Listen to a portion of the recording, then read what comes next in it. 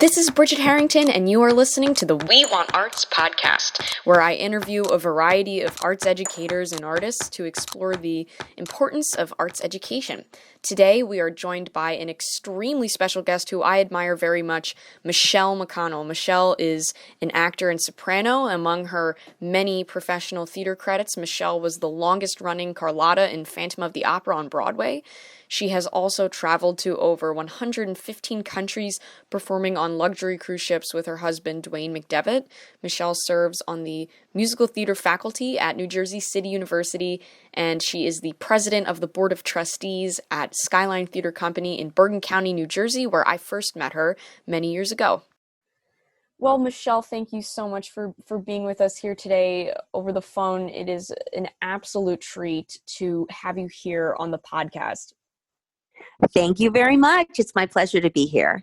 All right, well, let's just jump right in. So, Michele, you have one of the most beautiful voices of anyone that I know in theater, and I wanted you to talk a little bit about how you got where you are now. So, what was your first experience with music or theater? Sure. Well, first of all, thank you very much. Oh my goodness. Flattery is the best way to start with a soprano, for sure. So, well, I'm from Indiana. I'm from just northeast of Indianapolis. I grew up in the country, but only about 25 minutes from downtown Indianapolis. And so my very first musical experiences really started, as often it is for one. It started with a church choir, a children's choir within my church.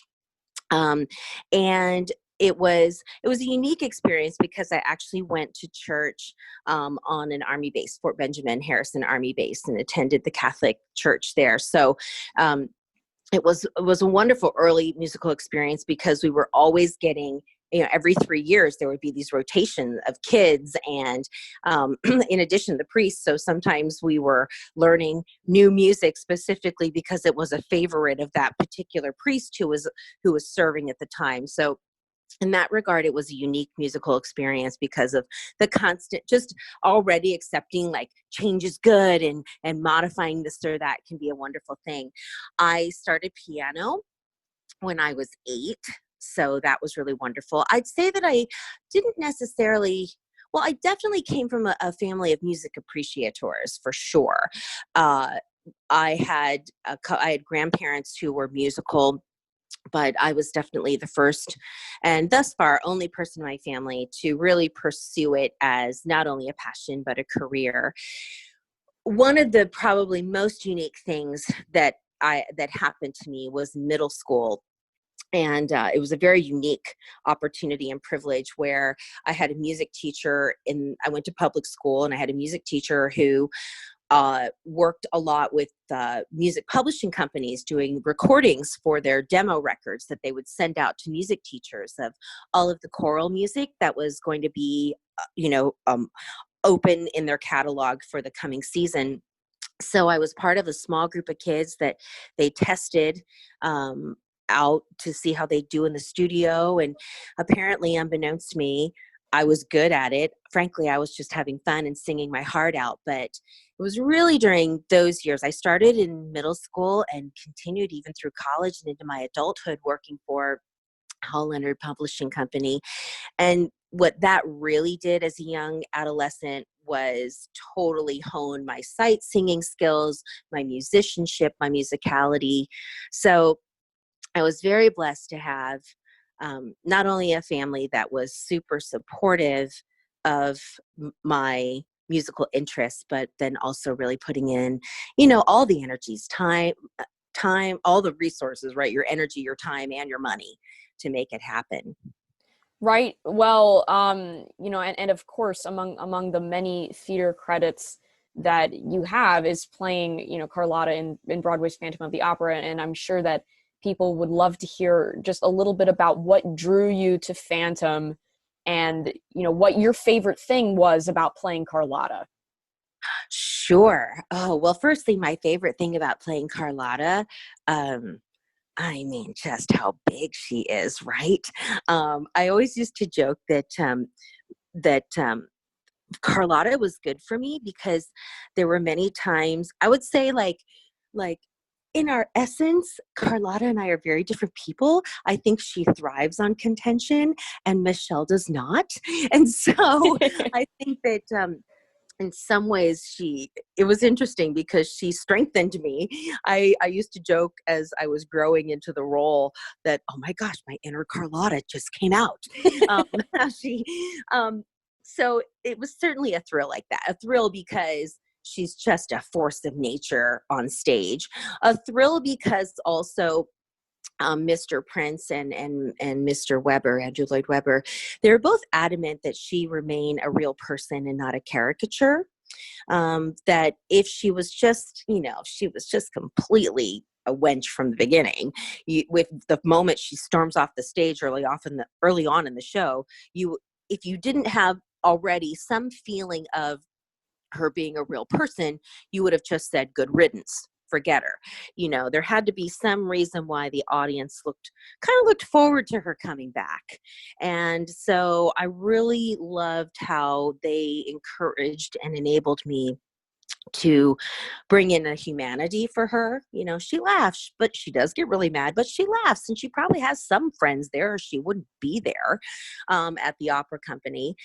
So with regards to the journey to getting there a little bit, and why Phantom? Well, I mean, why Phantom? It's the Phantom of the Opera, right? Right. And in the beginning, I always used to say, listen, if I'm a one-hit wonder with one Broadway show, then my goodness, what an awesome one-hit wonder to be with a show that is internationally recognized.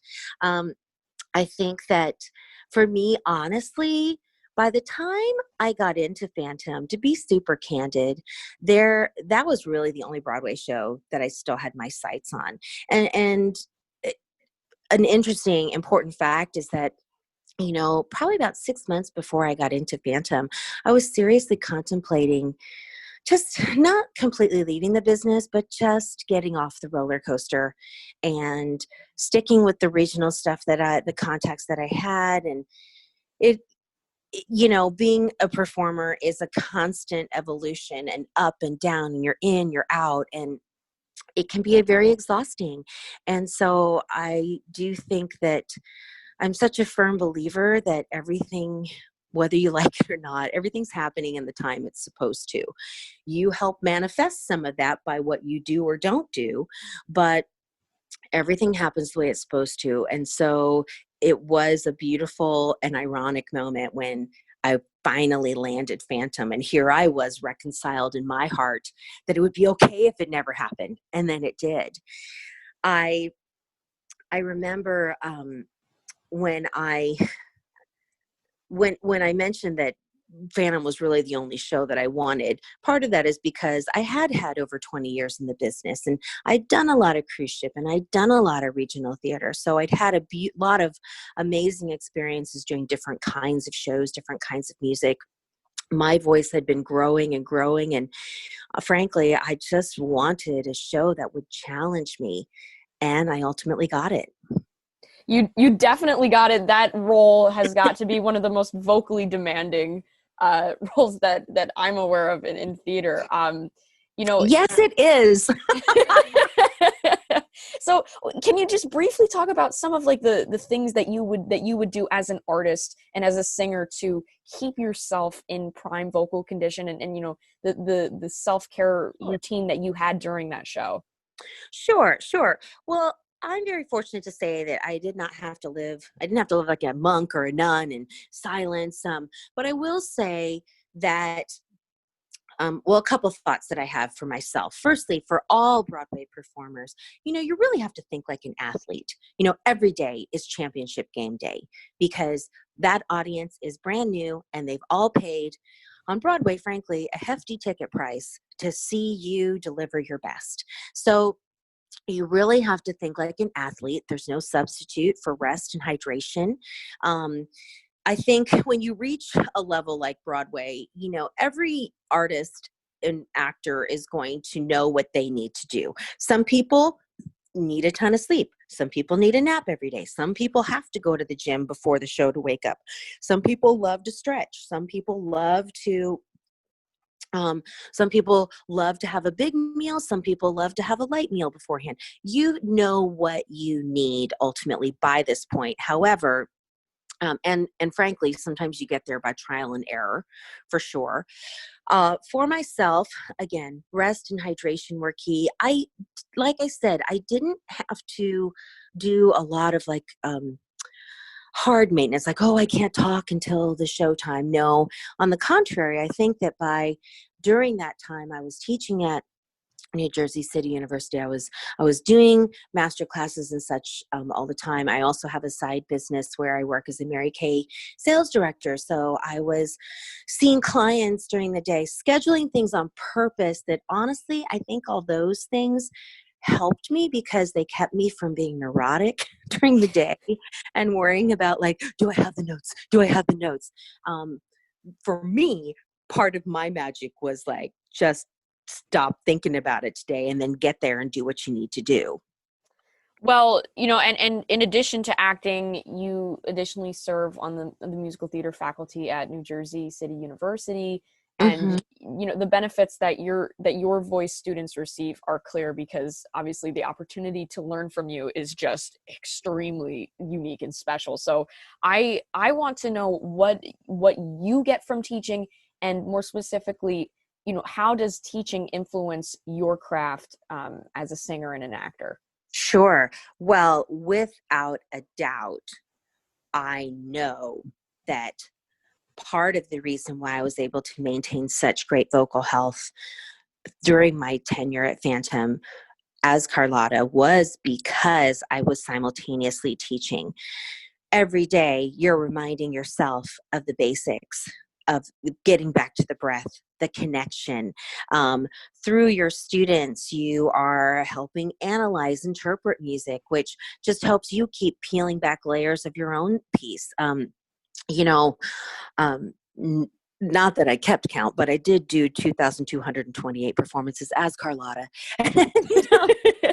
So got to keep count. Oh my gosh. Yeah, I didn't initially. And then you reach a point where you're like, I think I want to. And then it becomes fun. And then it just becomes fantastically shocking and amazing. But believe it or not, even that many performances in, there's always something new to discover. And I think part of the thrill is when you reach a point where you realize that you don't have to, quote unquote, become Carlotta. You don't have to, it just is. It's so in what you do, and not in the form of a dried routine, but in the sense of it is, you so innately are understanding what you want your character and need your character to do. That being said, we were always getting notes. So that was another great thing about teaching. You are simultaneously learning, you are taking notes as the actor and learning how to take a note, and therefore getting better at learning how to give a note as a teacher. That's interesting. So, of course, I've known you since I was really little. I've at the Skyline Theater Company galas, and I've met you and your husband, who is also a very gifted singer as well. And just one last question to leave you with here. Sure. So I've always wanted to know, what's it like for the two of you to have this shared love and commitment for the arts and singing? We get asked that a lot. And I think, well, firstly, Dwayne and I have been, oh my gosh, I mean, as of this recording, this year in 2020, we'll celebrate our 24th wedding anniversary, which, in showbiz, that's about 75 years, the equivalent. For real. So we met performing with the Indianapolis Opera. To bring back Indiana into the mix. I was fresh out of Butler University, where I'd graduated, and I was singing in the chorus, and he was doing the Young Artist program. He had recently finished his master's at Florida State. And so we met performing. So I think, obviously we knew we had similar passions. Um, what I will say firstly, though, is everyone always asks us if we sing. Do you sing around the house to each other? No, never. Well, seldom. I mean, every once in a while, but like, no. But we will talk about the arts and music a lot. Although during this time, 2020 spring, with this pandemic, we have become addicted to the Food Network. So that Food Network and HGTV. So not really watching as much musical as we thought, but I think it's perhaps some escapism. Because it can be so disheartening thinking about all those Broadway theaters being empty just for now. But Dwayne and I think one of the beautiful things, of course, of being married to somebody in the business is that we understand the lifestyle. It's not just a career choice. It really is a lifestyle choice as well. And so obviously it can be, there's a comfort in that your spouse completely understands that you're in and out of work so much, completely understands that you are, just due to the nature of that, you are probably going to have survival jobs in some way. Now, ours are all music related, whether it's technical theater for Dwayne in some capacity, building sets or stage managing, or for me, predominantly the teaching element of it. We stay within the realm of the arts, but I think that there's an innate understanding with that. Is there a downfall? Oh, I don't know. Maybe two artists can be very dramatic sometimes at home.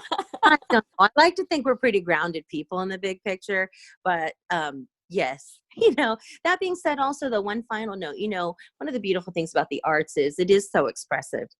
And you do learn not only to touch base with really many deeper layers of emotions and thought processes, but you also get much better at communicating what you're experiencing. So honestly, I think we do bring that to the table as well, that we can be very clear about why we're feeling what we're feeling, courtesy of being artists.